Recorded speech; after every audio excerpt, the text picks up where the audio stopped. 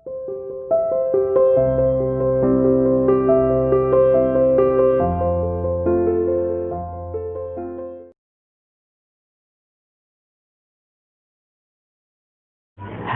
students, welcome to FIA International School online study classes. Subject is business study. We were doing the chapter number 3 private public and global enterprise. आज ये last video बेटे इस topic की, इसके बाद ये chapter आपका खत्म हो जाएगा। ठीक है, तो देखिए हमें पढ़ना था जॉइंट वेंचर बेसिकली कि जॉइंट वेंचर होता क्या है। ठीक है, तो joint venture refers to when two countries are come together, दो कंपनियां जब आपस में एक साथ मिलकर आती है और म्यूचुअल गेन को शेयर करने के लिए आपस में कोलैबोरेशन करती है। ठीक है, एक जॉइंट वेंचर बनाते हैं, उसे हम क्या कहते हैं, जॉइंट वेंचर कहते हैं। So it refers to the business enterprise agree to join together for a common objective. तो बेटे जॉइंट वेंचर बनाने का क्या होता है, एक कॉमन ऑब्जेक्टिव होता है। ठीक है, दोनों ही कंपनी का सेम ऑब्जेक्टिव है, so there should be a common objective and to sharing the mutual gain. Sharing the mutual gain, mutual मतलब आपस में और गेन मतलब फायदा। तो जो प्रॉफिट होता है उसे आपस में शेयर करने के लिए वो क्या करते हैं, कोलैबोरेशन करते हैं और उनका एक कॉमन ऑब्जेक्टिव होता है जिसे वो अचीव करना चाहती हैं। ठीक है, तो जब दो कंपनी आपस में एक दूसरे में मिलकर काम करती है कॉमन ऑब्जेक्टिव को अचीव करने के लिए और म्यूचुअल गेन को शेयर करने के लिए, तो इससे एक जॉइंट वेंचर का अराइज होता है, जॉइंट वेंचर खड़ी होती है, जॉइंट वेंचर बनती है। ठीक है, तो बेटे वो दो जॉइंट वेंचर कोई भी हो सकती है, प्राइवेट कंपनियां हो सकती है, पब्लिक कंपनी हो सकती है। ठीक है, कोई इंटरनेशनल ऑर्गेनाइजेशन भी हो सकता है। नेक्स्ट देखिए international joint venture, international joint venture. तो when two companies of different countries come together to achieve common objective and to share mutual gains is called international joint venture। तो बेटे दो कंट्रियां हैं, दो कंट्री की अलग अलग कंपनियां, एक मान लीजिए इंडिया की है, एक जापान की है, मारुति इंडिया की, सुजुकी फ्रॉम जापान, या हीरो होंडा ले लीजिए, हीरो इंडिया की, ठीक है, होंडा फ्रॉम जापान। ठीक है, तो ये दो कंपनियां जब आपस में आकर मिलती है एक कॉमन ऑब्जेक्टिव को अचीव करने के लिए, और जो प्रॉफिट है उन्हें म्यूचुअली डिस्ट्रीब्यूट करने के लिए, तो उसे हम क्या कहते हैं, फिर इंटरनेशनल जॉइंट वेंचर कहते हैं। तो आई होप आपको जॉइंट वेंचर पता लग गया क्या होता है। ठीक है, when two companies, to cooperation come together for a common objective and to share the mutual gains is known as joint ventures. Private कंपनियां जॉइंट वेंचर बना सकती है, पब्लिक कंपनियां बना सकती है, और इंटरनेशनल फर्म में भी जॉइंट वेंचर बना सकती है। इंटरनेशनल जॉइंट वेंचर बन सकते हैं जब एक कंट्री की कंपनी दूसरी कंट्री कंपनी के साथ आपस में कोलैबोरेशन करती है, तो जॉइंट वेंचर अराइज होते हैं। अब नेक्स्ट क्वेश्चन अराइज होता है, व्हाई जॉइंट वेंचर, क्यों जॉइंट वेंचर खड़ा किया जाता है, क्यों हम किसी दूसरी कंपनी के साथ मिलकर कार्य करना शुरू करने की कोशिश करते हैं, क्यों हम चाहते हैं कि भाई दूसरी कंपनी हमारे साथ आ जाए। ठीक है, तो मेरे पहला रीजन है when a company wants to work at international level then they form joint venture। ठीक है, तो फिर वो क्या बनाते हैं, जॉइंट वेंचर बनाते हैं। मैं आपको एक एग्जांपल देता हूँ। देखिए 1981-82 में, ठीक है, हीरो नाम की एक कंपनी थी इंडिया के अंदर जो साइकिल बनाती थी, होंडा थी जापान की। ठीक है, तो होंडा इंडिया के अंदर एंट्री करना चाहती थी, लेकिन वो इंडियन गवर्नमेंट की रूल्स रेगुलेशन पॉलिसी के कारण एंट्री नहीं कर पाई। तो होंडा के माइंड में क्या आया भाई, उसके माइंड में आया कि हीरो इंडिया की कंपनी है, ठीक है, हीरो इंडिया की कंपनी है बेसिकली, तो उसके साथ जॉइंट वेंचर हम कर सकते हैं, उसके साथ हम कोलैबोरेशन कर सकते हैं। तो इसीलिए 1982 में हीरो होंडा एक जॉइंट वेंचर बनी थी। ठीक है, हीरो होंडा जॉइंट वेंचर बनी थी, जो कि 2007 में अलग भी हो चुकी है, तो पहला रीजन ये है कि भाई जब वो इंटरनेशनल जॉइंट वेंचर खड़ा करना चाहती है, ठीक है, तो तब वो करा जाता है। तो पहला रीजन था ये कि भाई वो इंटरनेशनली काम करना चाहती है। ठीक है, तो इसलिए वो दूसरी कंट्री में एंट्री। सेकंड देखिए, ठीक है, when a company anticipate that, जब एक कंपनी एंटिसिपेशन का मतलब होता है अंदाजा लगा लेना। तो when a company anticipate that, ठीक है, anticipate that doing business with A local partner, local partner is very much profitable, very much profitable. तो जब एक कंपनी ने एंटिसिपेशन, ये अंदाजा लगा लिया कि दूसरी कंपनी के साथ बिजनेस करना बहुत प्रॉफिटेबल डील हो सकते हैं, बहुत प्रॉफिटेबल हो सकता है, तब वो क्या करते हैं, जॉइंट वेंचर शुरू कर सकती है, दूसरी कंपनी को अपने साथ मिला लेती है और फिर वो जॉइंट वेंचर कर सकती है। थर्ड रीजन है when a company feels that the distribution system of a particular company is very well in foreign country. ठीक है, जब एक कंपनी को ये पता लगता है भाई एक कंपनी है, वो उसका डिस्ट्रीब्यूशन सिस्टम बड़ा स्ट्रॉन्ग है, वो दूसरे देशों में सप्लाई बड़ी इजीली कर देती है। ठीक है, डिस्ट्रीब्यूशन सिस्टम स्ट्रॉन्ग होने का, अब हमें अपने प्रोडक्ट को दूसरे देशों में सप्लाई करना है भाई, तो हम खुद तो कर नहीं सकते क्योंकि हमारा डिस्ट्रीब्यूशन सिस्टम स्ट्रॉन्ग नहीं है, लेकिन सामने वाली का बड़ा स्ट्रॉन्ग है, तो हम क्या करें, सामने वाली कंपनी के साथ जॉइंट वेंचर कर ले, कोलैबोरेशन कर ले, तो भी काम बन सकता है। बुक में थर्ड रीजन यही दिया हुआ है, देखिए, when a company is willing to avail the benefit of existing distribution system. Distribution system यानी माल का बंटवारा करना, विभिन्न देशों में भेजना। तो जिस कंपनी का डिस्ट्रीब्यूशन सिस्टम स्ट्रॉन्ग, जैसे चाइना की कंपनियों का डिस्ट्रीब्यूशन सिस्टम बहुत स्ट्रॉन्ग है, वो विभिन्न देशों में अपने प्रोडक्ट इजीली सप्लाई कर देती है। तो जिन कंपनीज का डिस्ट्रीब्यूशन सिस्टम स्ट्रॉन्ग होता है उन्हें ज़्यादा प्रॉब्लम का सामना नहीं करना पड़ता, तो इसीलिए भी जॉइंट वेंचर बनाए जा सकते हैं। तो आपको पता लग गया, तीन रीज़न ये है, ठीक है, कि भाई जब कंपनी इंटरनेशनल बिजनेस में शामिल होना चाहती है तब वो जॉइंट वेंचर करती है, जब कंपनी को लगता है कि दूसरी कंपनी के साथ प्रॉफिटेबल डील है तब वो जॉइंट वेंचर बनाते हैं, और थर्ड, जब किसी कंपनी का डिस्ट्रीब्यूशन सिस्टम बहुत स्ट्रॉन्ग होता है तब वो बनाती है। अब देखिए बेनिफिट ऑफ जॉइंट वेंचर।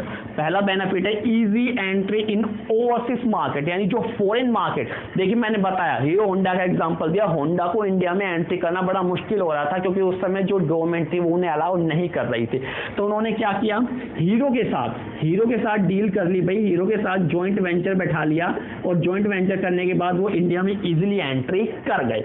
तो इसीलिए जॉइंट वेंचर के जरिए फॉरेन या ओवरसीज मार्केट में एंट्री करना बड़ा इजी हो जाता है। Second, risk is minimise. एक अकेला पर्सन जब बिजनेस स्टार्ट करता है तो ह्यूज रिस्क होता है, लॉस हुआ तो उस अकेले को बियर करना पड़ेगा, लेकिन जब दो कंपनियों ने कोलैबोरेशन कर लिया तो अब अगर लॉस होता है तो हाफ ये बोन करेगी, हाफ ये बोन करेगी, रिस्क आपका कम हो गया, जोखिम आपका कम हो गया। रिस्क होता है लॉस, एक तरह से भाई लॉस को बियर करने की क्षमता, अगर आप लॉस को बियर नहीं कर पाए, सहन नहीं कर पाए, तो लॉस बहुत ज्यादा हो जाता है। तो इसीलिए कहा जाता है रिस्क इज मिनिमाइज। तो जब टू कंपनियां मिलकर एक जॉइंट वेंचर स्थापित करती है, जॉइंट वेंचर का निर्माण करती है बेसिकली, तो इससे रिस्क बढ़ जाता है। लॉस होने की दशा में दोनों कंपनी आधा 50-50% शेयर कर लेगी, जिससे कि केवल एक कंपनी पर पूरा प्रेशर नहीं पड़ेगा। आगे है टेक्नोलॉजी बेनिफिट। भाई आपके पास एक अच्छी टेक्नोलॉजी है नहीं, you don't have any technology at all, लेकिन सामने वाली जैसे जापानी कंपनियों के पास अच्छी टेक्नोलॉजियां होती है भाई, तो इंडियन कंपनी कोई जापान की कंपनी के साथ अगर कोलैबोरेशन या जॉइंट वेंचर बना ले तो उनकी लेटेस्ट टेक्नोलॉजी का फायदा, उनकी एक एडवांस टेक्नोलॉजी का फायदा हमें मिल सकता है। तो इसीलिए आपको जॉइंट वेंचर स्थापित करने का टेक्नोलॉजिकल बेनिफिट भी होता है। जिन कंपनियों के पास टेक्नोलॉजी अच्छी होती है बेटे, उसका फायदा आप ले सकते हो। आप एडवांस्ड नेशन जो होते हैं, जो डेवलप्ड नेशन होते हैं ऑलरेडी, उनके साथ जॉइंट वेंचर स्थापित करके उनकी टेक्नोलॉजी का फायदा उठा सकते हैं। कंपेटिटिव स्ट्रेंथ, मार्केट में कंपटीशन देने की क्षमता आपकी बढ़ जाती है। एक अकेली कंपनी को, ठीक है, सब चीजें मैनेज करना बड़ा मुश्किल हो जाता है, लेकिन जब दो कंपनियां साथ मिल जाती है तो एक फाइनेंशियल कैपिटल लेकर आए, दूसरी टेक्नोलॉजी लेकर आए, एक का डिस्ट्रीब्यूशन सिस्टम स्ट्रॉन्ग है, दूसरे का बेस बड़ा स्ट्रॉन्ग है, तो इस तरह से दोनों की स्ट्रेंथ आपस में मिल जाते हैं और वो सामने वाली कंपनी को अच्छे से टक्कर दे देती है। इसका मतलब, कहने का मतलब है कि जॉइंट वेंचर से कंपैटिटिव स्ट्रेंथ आती है कंपनियों के अंदर सॉरी, वो सामने वाली कंपनियों को अच्छा टफ फाइट कंपटीशन दे देती है। आगे रिडक्शन इन कॉस्ट। तो बेटा जब जॉइंट वेंचर होता है तो लेटेस्ट टेक्नोलॉजी का यूज होता है, क्योंकि दो कंपनियों की फाइनेंसिंग, ठीक है, मनी एक दूसरे के साथ इकट्ठी होती है। आप अच्छी मशीनें, अच्छी टेक्नोलॉजी का यूज करते हो, ठीक है, आप लेटेस्ट टेक्नोलॉजी का यूज करते हो, तो इसीलिए आपकी जो ओवरऑल कॉस्ट है, आप प्रोडक्ट को सस्ता, ठीक है, अवेलेबिलिटी इन टाइम, और क्या नाम है बेसिकली सही लेवल पर, सही क्वालिटी पर प्रोवाइड करा सकते हो। तो ये थे इसके बेनिफिट्स। देखिए लास्ट टॉपिक है इस लेसन का, पब्लिक प्राइवेट पार्टनरशिप, यानी कि पब्लिक यानी कि गवर्नमेंट, प्राइवेट यानी कि प्राइवेट सेक्टर जो होता है, दोनों की पार्टनरशिप। तो पब्लिक प्राइवेट पार्टनरशिप हमें करनी है बेसिकली। क्यों करनी है? क्योंकि प्राइवेट पब्लिक दोनों इंपॉर्टेंट होते हैं कंट्री की डेवलपमेंट के लिए। तो private public partnership refers to involvement of private sector. आपको करना क्या है? प्राइवेट सेक्टर को पब्लिक के साथ या गवर्नमेंट के साथ इन्वॉल्व करना है। So it refers to involvement of private sector with the government sector, ठीक है, government sector in a government projects aimed at the public benefits in the form of management and monetary contribution। तो बेटे private लोग क्या होते हैं? Monetary contribution provide कराते हैं, मॉनेटरी यानी कि मनी की फॉर्म में, ठीक है। साथ ही साथ मैनेजमेंट एक्सपर्टाइजेशन प्रोवाइड कराते हैं।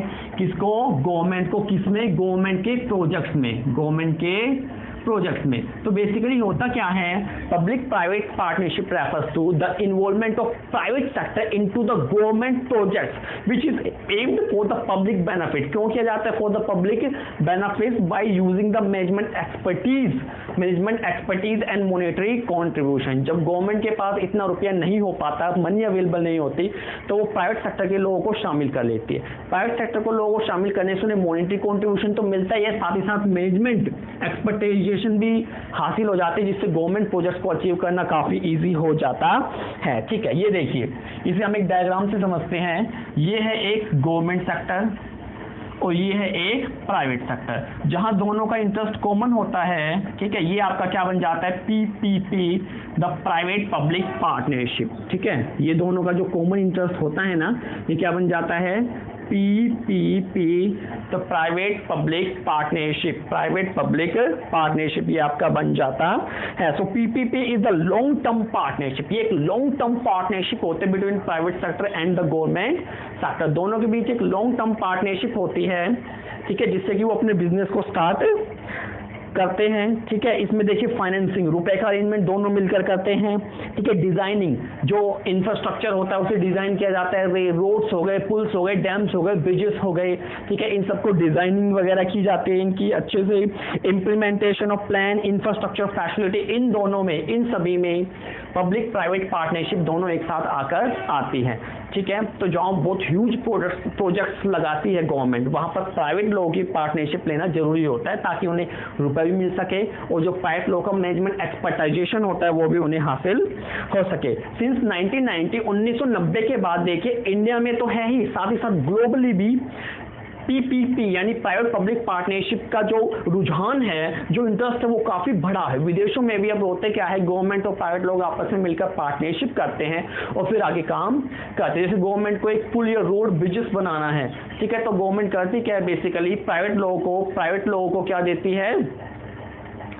एक बार प्राइवेट लोगों को क्या करती है? उन्हें प्रोजेक्ट प्रोवाइड कराती है। ठीक है, उन्हें बेसिकली टेंडर वगैरह दे देती है, ठेका उन्हें दे देती है काम करने का, जिससे कि दोनों के बीच पार्टनरशिप हो जाते हैं। तो काफी ज्यादा रुझान इसका बड़ा है 1990 के बाद, ठीक है, पीपीपी अरेंजमेंट का, ताकि जो सर्विसेज की डिलीवरी है वो टाइम पर हो सके, जो काम है वो टाइम पर हो सके बेसिकली।